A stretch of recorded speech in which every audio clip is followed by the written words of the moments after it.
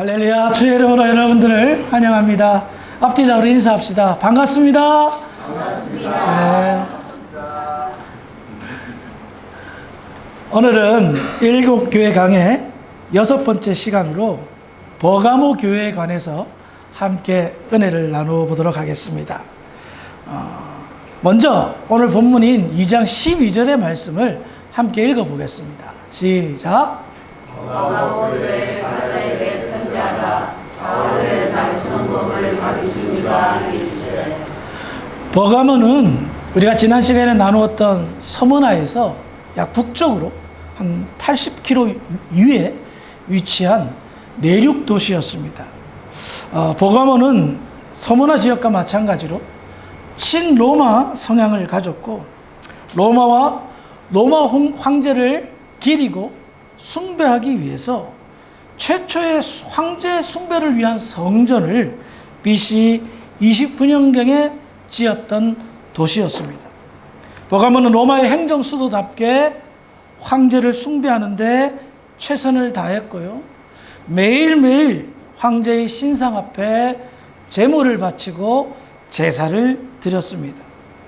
더 나아가 버가모 지역은 제우스 신을 비롯한 각종 신들을, 굉장히 다양한 신들을 섬기는데 앞장을 섰던 그런 종교적인 그런 도시였습니다.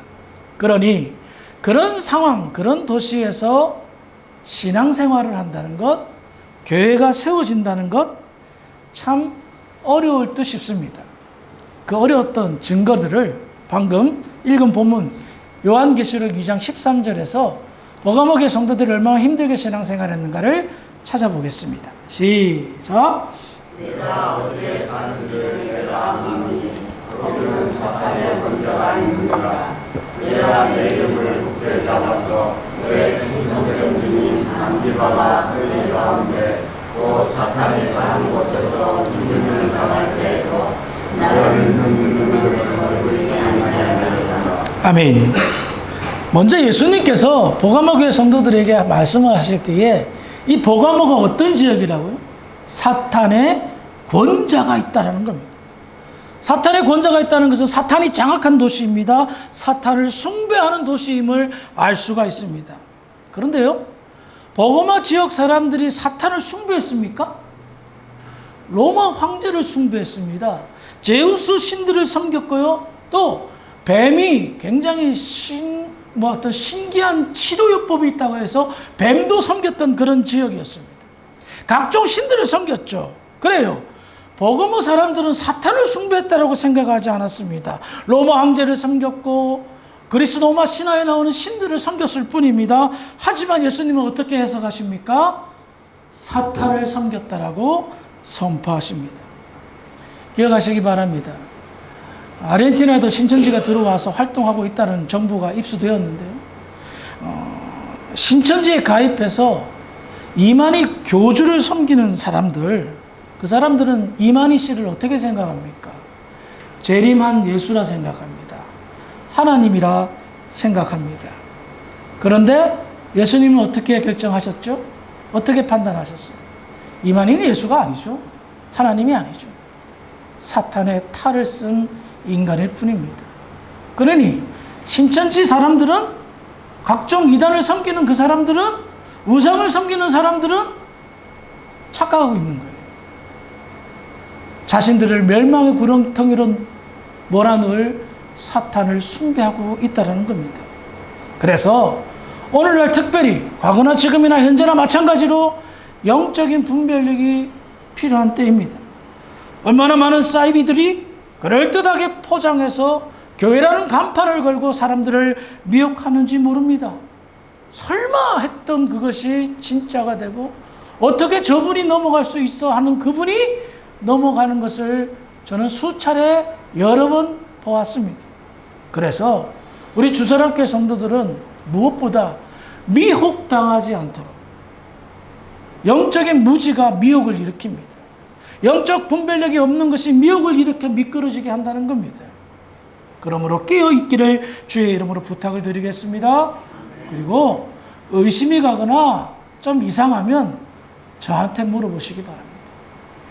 제가 여러분들의 영적인 지도자이며 영적 분별력 가지고 여러분들을 인도하는 사람 아닙니까? 혼자 잘난 척해서 다 아는 것처럼 말씀하지 마시고 꼭 질문하시고 상의해 보시기 바랍니다. 그러면 제가 친절하게 답변해 드리겠습니다. 다시 본문으로 돌아와서요. 당시 버가모 사람들은요, 자부심이 대단했습니다. 당시 세상을 지배했던 로마 황제를 그 누구보다도 열심히 섬겼고 매일 시저는 주님입니다 라는 고백을 하면서 로마의 어떤 그런 영향력 아래 있는 것을 크게 기뻐하였습니다. 그런데 그런 버가모 지역에 문제가 생겼습니다. 어떤 문제요? 교회가 세워졌어요. 저것들 뭐지? 버가모 지역 모든 사람들은 시저를 주님이라 고백하는데 이 사람들은 시저를 고백하지 않습니다. 예수라는 사람을 주님이라 고백합니다. 그러니 버가모 지역 사람들에게 있어서 교회란 굉장히 기분 나쁜 존재였습니다. 굉장히 불쾌한 존재들이었습니다. 그리고 우리가 이렇게 열심히 로마 황제를 숭배하고 각종 신들을 섬기는데 쟤네들은 유일신 하나님을 섬긴다? 말도 안 된다. 우리 지역에서 몰아내야 된다. 우리 지역을 부끄럽게 하는 지역이다. 교회다. 라고 해서 어떤 일까지 벌어졌습니까? 버가모 교회 지도자인 안디바라는 사람을 숭배에 이르기까지 살해하였던 겁니다. 그 정도로 버가모 지역은 악한 세력이 강한 지역이었습니다. 그런데 예수님은 이 버가모 교회 성도들에게 어떻게 이야기합니까? 13절에 보면 내가 내 이름을 굳게 잡아서 라는 표현을 사용합니다. 이것은 무엇을 말합니까? 끝까지 믿음을 지켰다는 것을 말합니다. 서로 죽을지언정 예수님을 배반하지 않는 믿음으로 살았다는 것을 이야기하고 있습니다. 이게 말은 쉽죠. 행동은 어려운 겁니다. 그것이 어떤 것이었습니까? 버가모가 어떤 지역이었습니까? 사탄의 권자가 있는 곳이었습니다. 그러니 정말 믿음으로 살기 힘든 그런 곳이었습니다. 교회가 운영되기, 성도들이 신앙생활하기 힘들고 힘든 지역이 버가모 지역이었다는 거예요. 지금 현재 우리가 살고 있는 이 지구상에는요, 믿음으로 살기 좋은 곳이 있고요, 믿음으로 살기 힘든 곳이 있습니다. 저와 여러분들은 행운인지 다행인지 아니면 불운인지 모르겠지만 믿음으로 살기에 너무나도 좋은 곳에 살고 있습니다. 그러므로 우리는 해석을 잘 해야 됩니다. 믿음으로 살기 힘든 곳에서, 버가모 지역 같은 데서 믿음으로 살면 어떨까요? 주님이 판단하시고 칭찬하십니다. 잘했다라고 칭찬하십니다. 그런데 믿음으로 살기 좋은 곳에서 믿음으로 살지 않고 대충 산다면, 이게 지금 우리의 딜레마예요. 환난이 없어요. 핍박이 없어요. 교회 나간다고 해서 누가 우리를 힘들게 하지 않아요. 우리가 열심히 예수를 전한다고 해서 우리에게 핍박이 오지 않아요. 그런데 문제는, 딜레마는 믿음으로 살기 좋은 곳에서 믿음 생활을 하지 않는다는 겁니다. 그러므로 믿음으로 살기 좋은 곳에서 여러분들 어떤 믿음 생활을 현재 하고 계십니까? 스스로 잘 평가해 보시고 판단해 보시기 바랍니다. 제 생각에는요, 우리가 잘나서, 우리가 행운이 넘쳐서, 우리가 하나님이 기뻐하는 사람들이기 때문에 믿음으로 살기 편한 곳에서 사는 것은 아닐 듯 싶습니다. 믿음으로 살기 좋은 곳에서 더 열심히 믿음으로 살고, 더 기쁨으로 믿음으로 살고, 믿음으로 살기 힘든 자들에게 위로자가 되고 도움이 되고 모범이 되고 선망의 대상이 되게 하기 위해서 아마도 우리에게 믿음으로 살기 좋은 곳에 살도록 허락하지 않았나 싶습니다. 다시 본문으로 돌아와서 버가모 교회 성도들은 믿음으로 살기 힘든 곳에 살고 있었습니다. 그러나 그럼에도 불구하고 그들은 죽음을 불사하고 믿음으로 살았습니다. 안디바라는 순교자가 있는 자랑할 만한 교회였습니다. 여러분, 교회에 순교자가 있다는 그 하나만으로도 얼마나 대단한 명예입니까? 그런데 예수님은요, 본론을 이야기하십니다. 칭찬하셨는데 본론이 뭐냐? 2장 14절 15절을 한번 읽어보겠습니다. 시작. 거기에 내게 발람의 도를 지키는 자들이 있더라. 발람이 발락을 가르쳐 이스라엘 자손 앞에 번율을 놓아 우상의 제물을 먹게 하였고 또 행동하게 하였느니라. 이와 같이 내게도 니골라 당의 교훈을 지키는 자들이 있더라. 아멘. 예수님은 버가모 교회 성도들을 칭찬하셨습니다. 순교자가 있을 때까지도 너희들은 믿음을 지켰다. 그런데 두어 가지 책망할 것이 있다라고 말씀하십니다. 소름이 돋지 않아요? 우리 예수님이 순교자까지 있는 교회에 책망할 것이 있다라고 꾸중하는 것뿐이 얼마나 숨이 가쁜지 모르겠습니다. 그래서 예까지 드시는 거예요. 너희들 지금 뭐 잘못하고 있는지 아느냐? 그렇게 목숨까지 불사하며 믿음을 지켰지만 너희들이 지금 크게 잘못하는 것이 있다. 그러면서 예를 돕기 위해 발람과 발락의 예를 들었다는 거예요. 이들의 이야기는 이스라엘 백성들이 출애굽하면서 모압 땅으로 전진해 나갈 때에 일어난 이야기입니다. 발람은 이방의 선지자이고 발락은 모압 왕입니다. 그런데 이 발락이라는 모압 왕이 굉장히 깨어있는 사람이었습니다. 지금까지 이스라엘이 전진해 오는 그 모든 내용들을 보니 이거는 범접할 수 없는 무언가가 있었던 거예요. 그게 뭐다? 하나님이라는 여호와라는 신이 그들을 돕고 있다는 것을 알았습니다. 그래서 이 모압 왕 발락은요, 야, 이거는 무기로 전쟁 도구로 이길 게 아니다. 이 게임은, 이 전쟁은 영적인 전쟁이다. 그래서 당시 그 지역에 있었던 발람 선지자, 굉장히 영험했던 싶습니다. 이 사람에게 부탁을 하는 겁니다. 발람 선지자, 부탁이 있다. 이스라엘 백성들을 저주해다오. 이스라엘 백성들에게 저주의 주문을 해다오. 내가 돈은 얼마든지 줄게. 자, 많은 물질에 넘어간 이 발람 선지자는 이스라엘 백성들을 저주하려고 작정하고, 이스라엘 백성들이여, 당신들을 축복하노라. 이 환장하겠죠. 저주하라고 부탁하고 돈까지 받았는데 이 구슬을 하는데, 이스라엘 백성들이여, 저 축복하노라. 환장을 노리죠.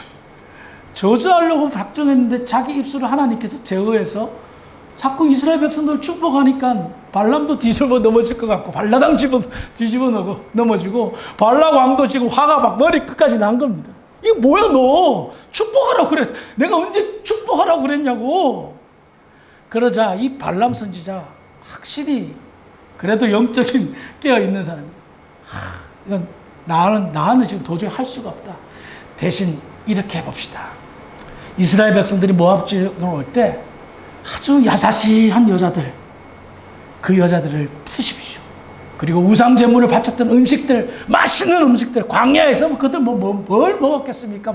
만나 메추라기 먹었는데 아주 맛있는 산의 진미를 꺼내놓고 우상 제물로 바쳐서 그들을 먹고 행음하게 합시다. 그렇게 저주를 보려도 안 됐던 그 작전이 어떻게 되었을까요? 민수기 31장 16절 시작.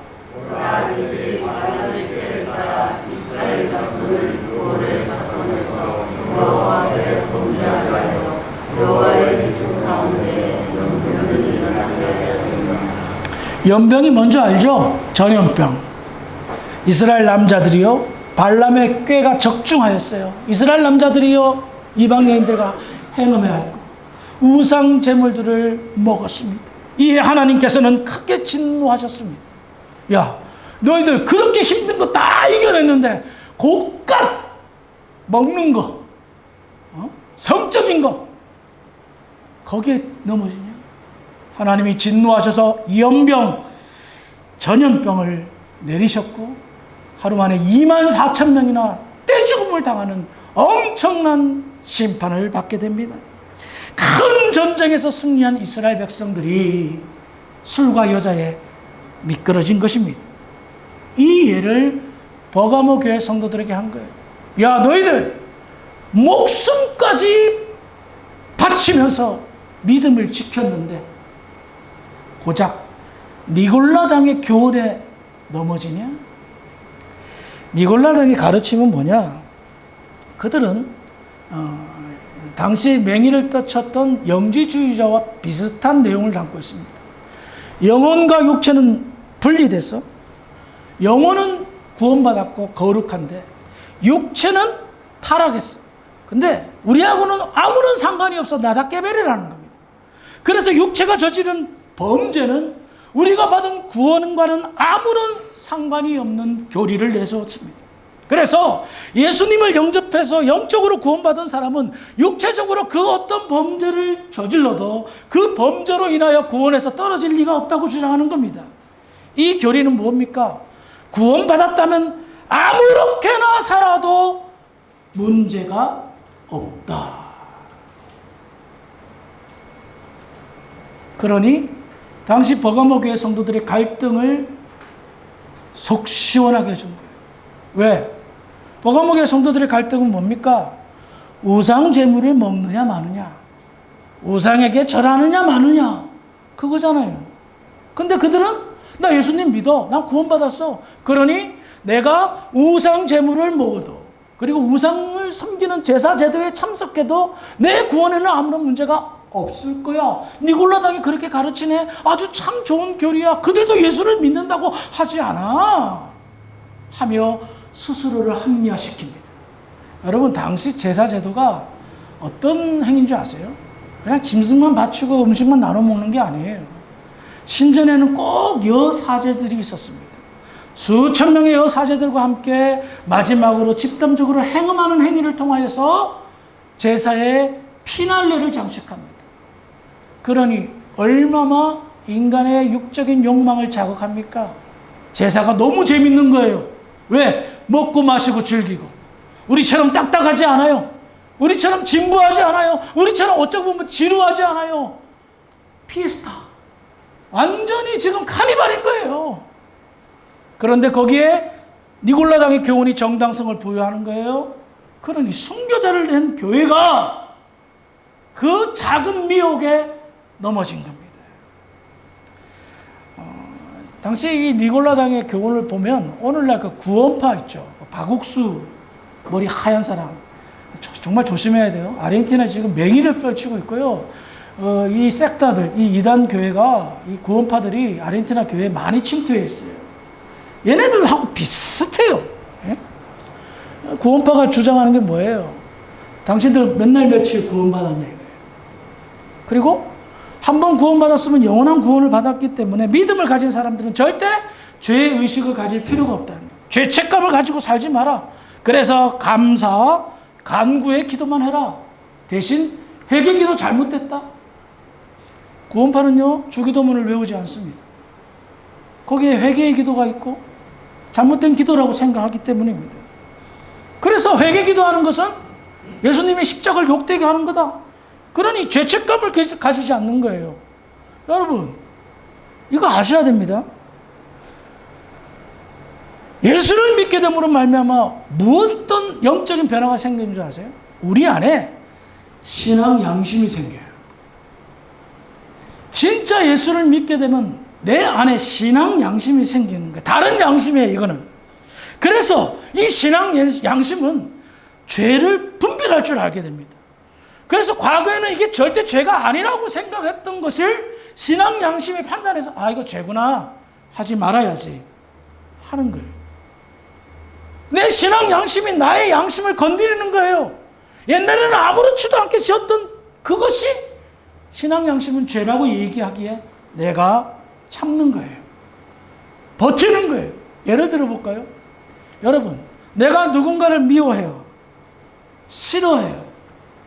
세상은 그 미워하는 것, 싫어하는 것, 죄라 말합니까? 아니요. 세상은 나타나는 것, 보이는 거로만 죄를 평가합니다. 근데 신앙 양심은 어떻죠? 내 양심이 아픈 거야. 저 사람 내가 왜 미워하지? 그 미워해봐야 뭐야? 맨날 그 사람 생각만 들고, 아이고, 내가 정말 이쁜 우리 집사람 생각을 하나도 하지 못하고 그 사람만 생각하고 미워하고 죽겠네? 양심에 걸리는 거예요. 에이, 그만 미안하자. 그냥 내 스스로 내려놓자. 용서하자. 왜 갈등해요? 신앙 양심이 생겼기 때문인 거예요. 예? 그런데 니골라당의 교훈이나 구원파의 교리나 보면 죄책감이 없는 거예요. 내 육체는 아무런 어차피 사라질 것, 지 마음대로 살아도 된다는 거예요. 여러분, 그리스도인들이 가지고 있어야 될 기본적인 도덕과 윤리, 세상 사람들보다 잘 지켜야 돼요. 이야기 약간 건너갔지만요. 보세요. 세상 사람들 교회를 위해서 왜 손가락질하죠? 교회가, 적어도 목사가, 장로가 우리보다는 조금 더 도덕적으로 윤리적으로 살 줄 알았는데 그러지 못하니까 손가락질하는 거 아니에요? 그들은 보이는 게 전부예요. 우리는 신앙 양심, 영적으로 보는 영적인 분별력 다 종합해서 판단하지만 그들은 그 두 가지만 보고도 평가하는 거예요. 그런데 이 니골라당 교훈이 뭐예요? 이게 지금 도대체? 이 구원파의 교훈이 도대체 뭐예요? 구원받으면 땡이라고 생각하는 거예요. 저는 그렇게 말하고 싶습니다. 당신의 구원의 확신 진짜 맞아요? 내가 혼자 착각하고 있는 것 아니에요?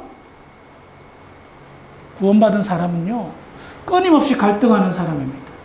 내가 이렇게 예수 믿어도 되는가? 제가 목사잖아요. 아직도 갈 길이 먼 목사예요. 매일매일 고민하는 거예요. 내가 지금 이렇게 목회해도 되는가? 내가 진짜 목사로서 지금 바른 행동과 생각과 말들을 하고 있는가? 항상 좌절하고 낙심하고 다시 일어서고 그 반복적으로 나오는 거예요, 그런 게. 그런데 전혀 양심의 가책을 받지 않아요. 내 마음대로 살아요. 도덕윤리 다 때려쳐. 세상에 다 그렇게 사는데 우리라고 대수야. 대충 섞어서 살지.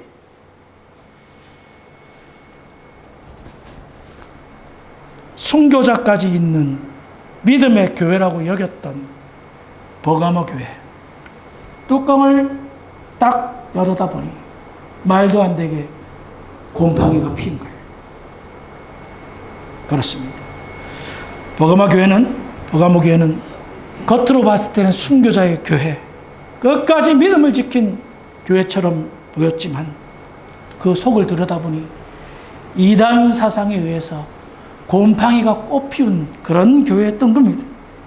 그래서 예수님께서 이들에게 이렇게 말씀하십니다. 요한계시록 2장 16절입니다. 시작.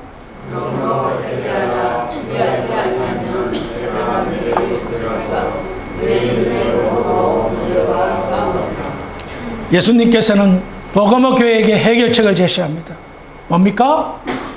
그러므로 회개하라! 회개하라!